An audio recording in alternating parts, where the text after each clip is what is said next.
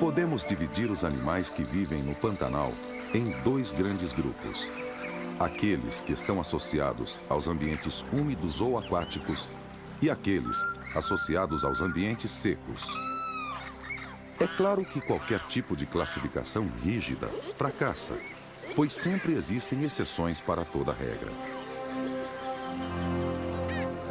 A onça-pintada é uma delas. Todos imaginam a onça como um animal da floresta. Mas no Pantanal, ela frequenta muito mais os campos alagados e as margens de rios e corichos do que a mata fechada.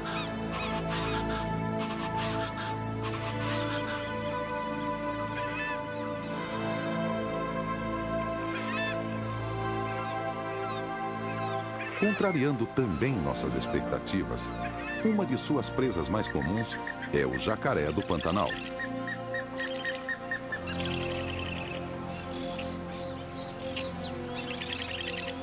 Também captura capivaras, queixadas, catetos, cervos do Pantanal e até mesmo ariranhas e antas. A onça-pintada representa o predador maior desse ecossistema. Ela não tem inimigos naturais. O homem é o seu único adversário. Voltando à nossa classificação dos animais da RPPN Sesc Pantanal, vamos conhecer os nomes daqueles que vivem associados à água. Vivendo diretamente envolvidos por ela, temos os peixes, jacarés,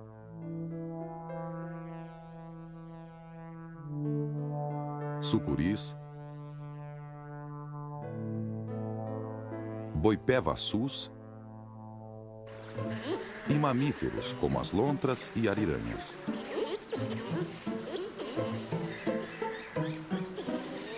Vivendo muito próximos da água e dependendo dela para sua sobrevivência, temos as capivaras, cervos do Pantanal e uma enorme quantidade de aves, como as jaçanãs e taxãs, frangos d'água e socós,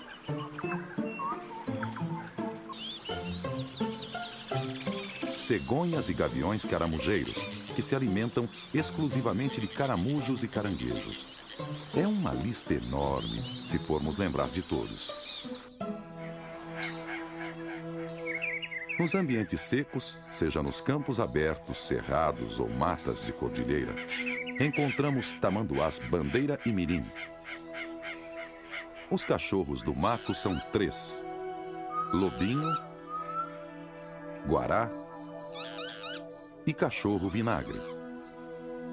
Temos também 3 espécies comuns de cervídeos: o veado mateiro e o catingueiro, que preferem áreas florestadas, e o veado campeiro ou veado do rabo branco, que habita campos abertos. No interior das matas e capões vivem os coatis, macacos prego e bugios, além de cutias, catetos e queixadas. Entre as aves, vamos encontrar os mutuns, gaviões pretos, corujas, emas e seriemas. Mais difíceis de serem vistas são as jararacas, corais e cascavéis.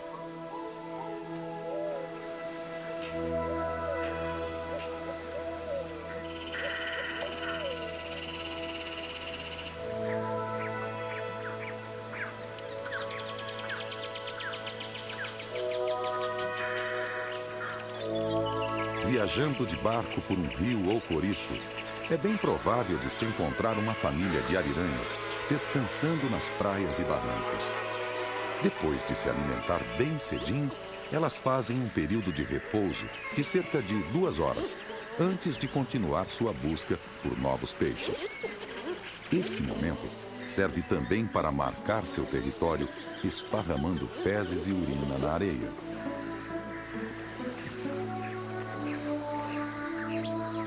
Por perto, sempre estão vários mutuns e o carrapateiro, que se aproximam para se alimentar dos restos. Vivendo em casais e bem menores do que as ariranhas, as lontras também são comuns em trechos calmos dos rios onde existam muitas árvores caídas. Capturam peixes bem menores que as ariranhas, especialmente bagres e cascudos, que encontram presos a essas galhadas submersas.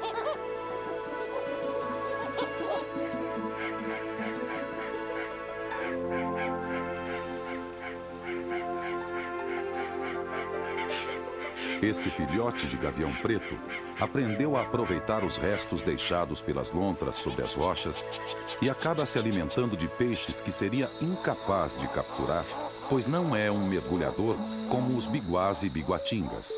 Aliás, essas aves são tão dependentes da água como as lontras e ariranhas. Os martins pescadores também são aves estritamente associadas a ambientes aquáticos. Nas margens de rios e lagoas vivem as famílias de capivaras. Cada grupo pode ter até 50 animais. Os machos dominantes são grandes e possuem essa calosidade sobre o focinho. Alimentam-se de vegetais, seja pastando as gramíneas nativas ou comendo folhas grandes da vegetação aquática. Quando assustadas, gritam e correm sempre para a água, onde mergulham sem mais delongas. Em momentos mais tranquilos, a capivara se aproveita da fome do carrapateiro e se oferece para uma limpeza completa de parasitas.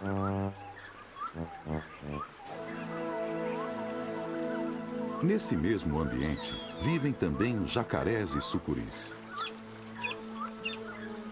Para as grandes sucuris, jacarés e capivaras são seu principal alimento.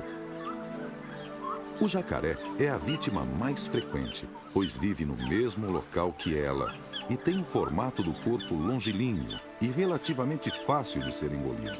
Fazer a digestão de sua pele, carne e ossos não é problema para ela. Outra serpente comum nos rios e áreas alagadas é a boipé-vassu. Excelente nadadora, ela caça no fundo dos rios procurando por pequenos peixes e invertebrados. Essa joaninha, no entanto, não se intimidou com a presença da cobra.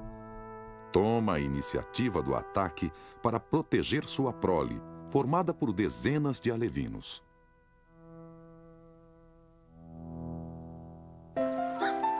Assistindo a tudo isto de perto, vivem os cervos do Pantanal, sempre próximos da água, em áreas alagadas.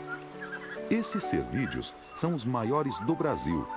Possuem até mesmo uma pequena membrana interdigital que os auxilia no deslocamento sobre o brejo. Quando os chifres estão crescendo, ficam recobertos por uma pele chamada velame, que auxilia na irrigação sanguínea. As fêmeas não possuem chifres. Comem as folhas novas e os brotos mais tenros da vegetação.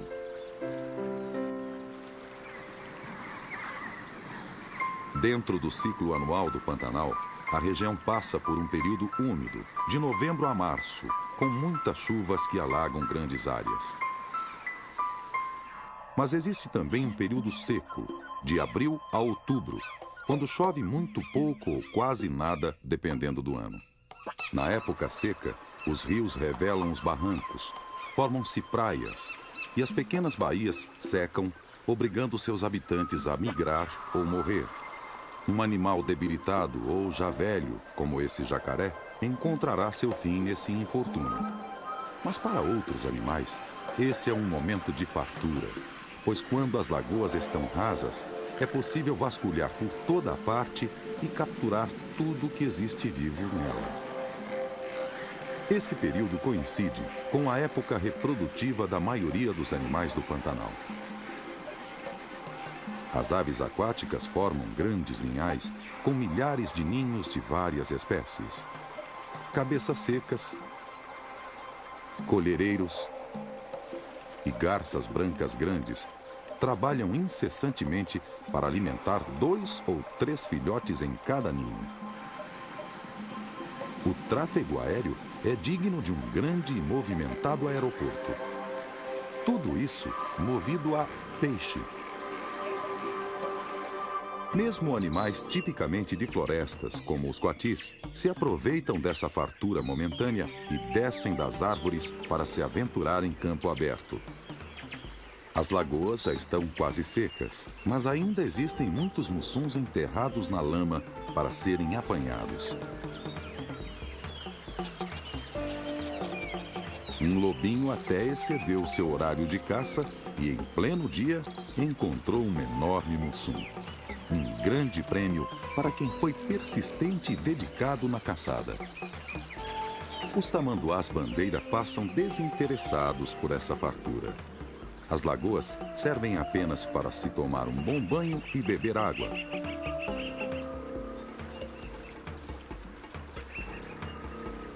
Sua atenção volta-se para formigas e cupins.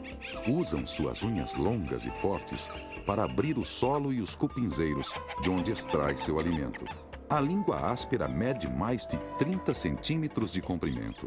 Não possui dentes.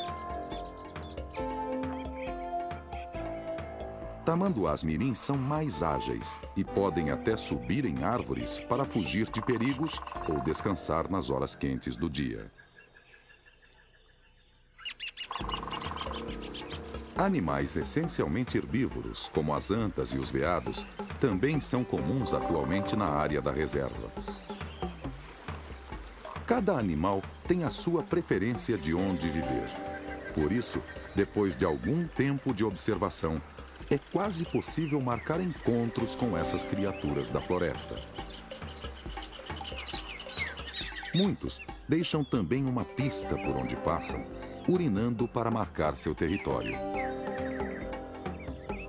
Os catetos e queixadas vão mais além e esfregam-se uns nos outros, transferindo o cheiro forte de suas glândulas, situadas nas costas, entre os animais do mesmo bando. Esses porcos selvagens têm o olfato muito aguçado e é sua principal ferramenta para encontrar alimento e evitar perigos. Os filhotes ficam sempre juntos das mães e não perdem uma só oportunidade para mamar.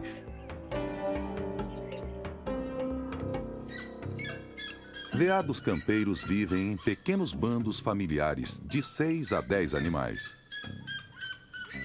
O macho é facilmente identificado pelos chifres. Os filhotes, quando pequenos, apresentam pintas brancas nos flancos sobre uma pelagem avermelhada. Uma característica notável desta espécie é a grande mancha branca sob a cauda.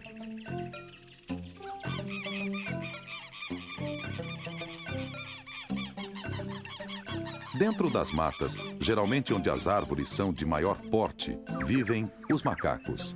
Os maiores são os bugios. Os machos são pretos e as fêmeas e filhotes de cor bege. São herbívoros e preferem principalmente as folhas e brotos novos.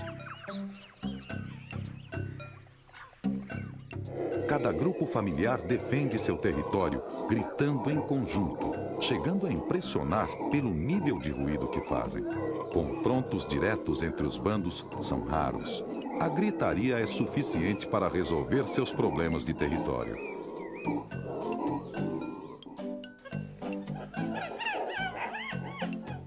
Já os macacos pregos são bem mais ativos e viajam pela mata, caçando uma grande variedade de itens que constituem sua alimentação.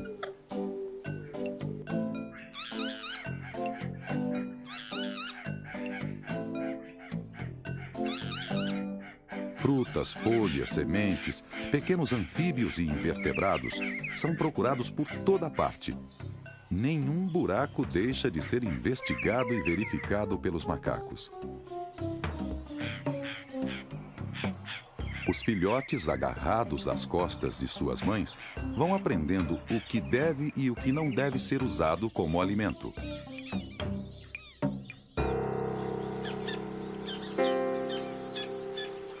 Na natureza, a sequência na qual um animal se alimenta de outro pode parecer um processo aleatório, mas na verdade, tudo é bem organizado e previsível.